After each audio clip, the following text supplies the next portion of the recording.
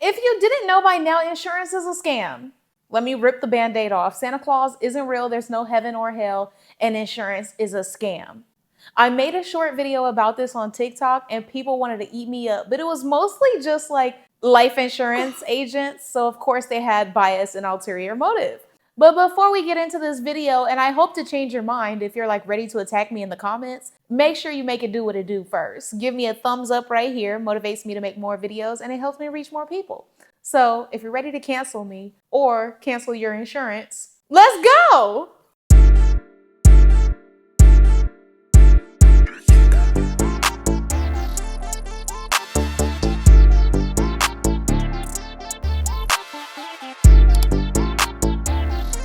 So about 6 months ago, I made a video on TikTok and I voiced my opinion that I think life insurance is a scam. And the reason why is because I've had life insurance. I've had two different types. I know that there's term, there's whole, there's universal. There's so many different types of life insurance setups. But anything outside of term life insurance, which I'll get into in a second, scam, you don't need to do it. I know, just like an MLM, if they have sold you, you already typing in the comments, huh? You already like, well, I get to invest money and then I get to borrow against my own investment and then I can make home improvements. Also, they're trading in the stock market for me. I know how it works. Still a scam. Because why can't you just do your own due diligence to do the trading yourself, the investing yourself? Better yet, why don't you just go to an investment firm where all they do is investments? Why are you wrapping it up with your life insurance? That's how they get you. That's how they get you. Briefly, can you please explain the difference between term life insurance, whole life insurance, and universal life insurance? Term life insurance covers you for a set period, offering straightforward protection. Whole life insurance lasts your entire life with a savings component. Universal life insurance is flexible, letting you adjust premiums and benefits. Which one of those would be the best option for somebody who is maybe a senior citizen and doesn't really have much to invest but has pre-existing medical conditions? Great. Term life insurance is definitely a solid choice for straightforward, affordable coverage. And what would term life insurance for just a standard plan include? A standard term life insurance plan typically includes a fixed death benefit paid to beneficiaries if the insured passes away within the term, usually 10, 20, or 30 years. It doesn't build cash value and is often more affordable compared to other types. What's the average amount that someone might pay for term life insurance per month? The monthly cost for term life insurance can vary widely based on age, health, coverage amount, and term length, but it often ranges from around $20 to $50 per month for a healthy individual. What about for a sick individual? For someone with health issues, premiums will likely be higher. The cost can vary greatly depending on the specific condition, but it might range from $50 to several $100s per month. So what if the person with health issues has insurance, term, but then they pass away? If they pass away during the term, their beneficiaries will receive the death benefit, regardless of their health issues. And what is the death benefit? The death benefit is the amount of money paid out to the beneficiaries when the insured person passes away. It's usually a tax-free lump sum. And what is that for? It's meant to provide financial support to the beneficiaries, helping with expenses like funeral costs, debts, or ongoing living costs. But what about if somebody has a large sum of money they're leaving to their beneficiaries? Let's say they actually have a financial legacy and some assets, some cash, a trust. Do they still need term life insurance? In that case, they might not need term life insurance, especially if their financial legacy and assets can cover their beneficiaries' needs. It's all about ensuring their loved ones are financially secure. So if you have substantial financial assets, a legacy, a trust, anything that will take care of your beneficiaries, then you don't need life insurance. Life insurance is for people who are a liability to everyone around them. What would be a reason why you get life insurance? You could put a life insurance policy on your parents, and then when they pass away, then you'll get the death benefit.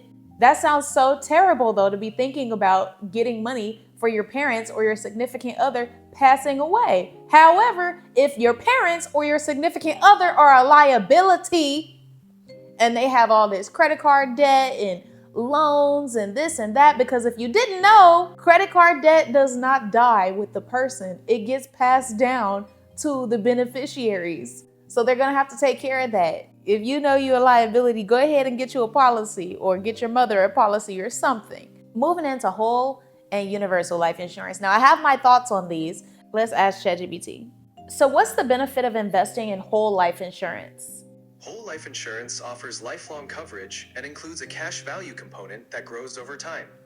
It can serve as a financial tool for savings or borrowing against in emergencies. It also guarantees a death benefit, regardless of when you pass away. And what about universal life insurance? What's the benefit of that? Universal life insurance offers flexible premiums and adjustable coverage, allowing you to change payments and benefits as your needs evolve. It also builds cash value, which can be invested, providing potential growth. So what would be the point of investing in whole life insurance or universal if I already have an investment firm taking care of my financial assets? The main advantage is the guaranteed death benefit and the tax-deferred growth of the cash value. It's also a way to diversify your financial strategy and leave a financial legacy. But if I already have a financial legacy and I'm already have a 401k or a Roth IRA, do I have any other benefits? In that case, the additional benefits are minimal. Whole or universal life insurance might not be necessary if your financial legacy and retirement accounts already cover your needs. It's often about personal preference and specific financial goals. I also want to get into one of the most obvious scams behind insurance companies, which is the fact that they are all supplementary products. So first you're sold a primary product. Let's say it's a mortgage. Then you're told, hey, you must protect your mortgage in the event that there's a fire or a flood or you die. Well, at the end of the day, whether or not you get your payout is all discretionary, depends on what the company says. So one day you could be covered for fire and the next you're out. So there's no guarantee, and the cost that you pay over time to these insurance companies can sometimes double or triple the cost of ownership for the primary product. The most common scenario like this is car insurance. I pay $850 for my BMW, but the insurance is $600. And no, you guys, I'm not a crazy reckless driver.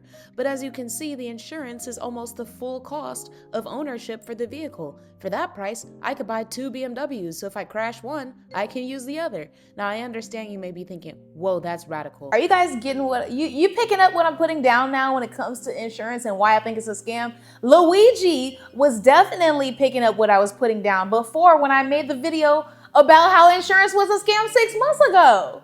You would have thought he saw the video and saved it. Now, health insurance. Speaking of Luigi, health insurance. Scam. You know why? Because I paid for HMO almost $500 a month and I don't have any pre-existing conditions. And if you didn't know, HMO, you must go and see your primary care physician and then they'll give you a recommendation or referral to a specialist. So if I want to go see a dermatologist, I got to go see my physician first.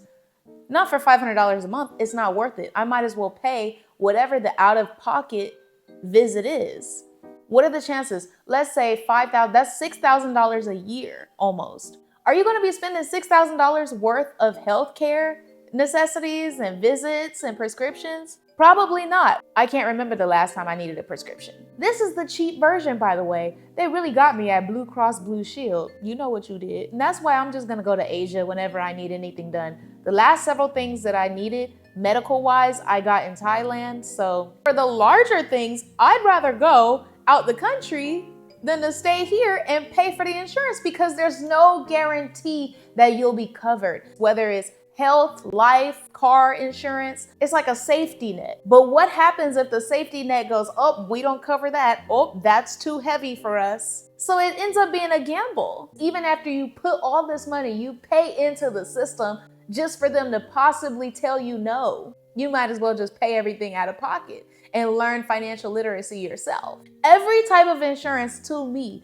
with the exception of car insurance, because obviously if I crash into a building one day, thank God I have car insurance, but every other type of insurance it's got some workaround. Life insurance, scam. Health insurance, scam. Car insurance, not a scam, but you're also betting against yourself and everyone around you. I have to tell the truth, you guys, I don't have health insurance. Somebody down in the comments is gonna make fun of me or think I'm really stupid for not having health insurance, but I refuse to give America $6,000 almost a year when I haven't been to the doctor and I don't need prescriptions and I have nothing wrong with me. Insurance is literally to cover a risk. If I don't have any risky moments, I don't need insurance. And if I do have a risky moment, I'll take that risk and cover it as needed. It's probably not gonna be more than $6,000 unless I crash and break all my bones. That's actually really sad to think about, is you really are not gonna use the full benefit of your health insurance unless you're in some sort of huge accident. At that point, you're like betting against your life. Why would you bet against your life and people call it protection? No, just be careful, learn how to save your own money, and go to Thailand to get your buccal fat removed. If you made it to this part of the video, let me know in the comments. Do you think I'm stupid for not having health insurance or life insurance or any insurance other than car insurance because it's required by the state of California? But you guys let me know what you think about insurance and all the different types of insurance down in the comments. Would you get it? Why or why not? I'm excited to read through them, and I'm always looking for questions for Ask Nina. So I'll see you in the next video. Bye.